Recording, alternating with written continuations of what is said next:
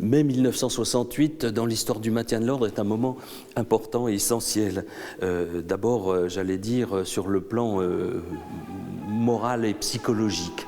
Il faut imaginer qu'on sort d'une période de maintien de l'ordre extrêmement dure dans le mouvement de la décolonisation, dans les grands mouvements sociaux très durs des métallurgistes, puis après des petits commerçants, etc. Et le maintien de l'ordre s'est illustré par une grande violence, avec des drames et des morts, hein, comme par exemple le 17 octobre 1961 à Paris. Et là, d'un seul coup, les forces de l'ordre sont face à des clients, si j'ose dire, totalement différents, puisque ce sont pour l'essentiel des étudiants et parfois d'ailleurs les propres enfants des policiers ou des gendarmes mobiles qui sont en face. On a un véritable souci d'éviter des décès comme ceux qui ont marqué la période précédente. Et puis il y a un personnage qu'on ne peut pas ne pas évoquer parce qu'il a joué un rôle essentiel dans ce qui s'est passé en mai 68, c'est Maurice Grimaud, préfet de police, qui est un homme absolument convaincu qu'un État, un gouvernement voit leur image se refléter dans l'attitude des forces de l'ordre.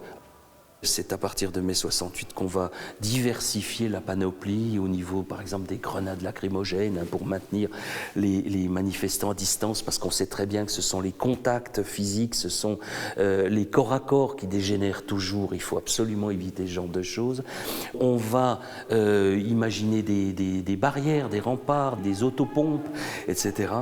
Et surtout, on va équiper les policiers, les gendarmes et bien sûr les CRS avec des vêtements techniques, avec des protections aux articulations, avec des casques, avec des visières, avec des boucliers transparents. Quand on imagine qu'en mai 68, les policiers se protègent des pavés avec des couvercles de poubelle qu'ils récupéraient dans les immeubles.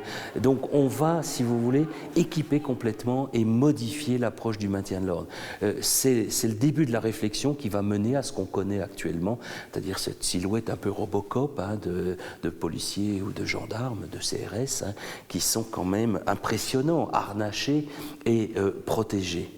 Et puis, il y a une autre chose qui va changer aussi dans la doctrine du maintien de l'ordre, c'est qu'on se rend compte que c'est un vrai travail, c'est pas un travail d'amateur, et que ce travail, il faut absolument s'y entraîner et y être formé.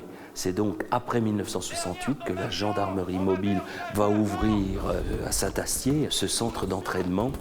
On va recréer des conditions de manifestation de rue, de violence, de cocktails Molotov, de pavés et tout, pour continuer d'habituer les acteurs du maintien de l'ordre du côté des forces de l'ordre à une espèce pas de passivité, mais d'immense patience, à être capable de recevoir tout un tas de choses très désagréables, mais sans avoir peur, parce qu'ils sont équipés et parce qu'ils sont entraînés à l'autocontrinte avec beaucoup de sang-froid.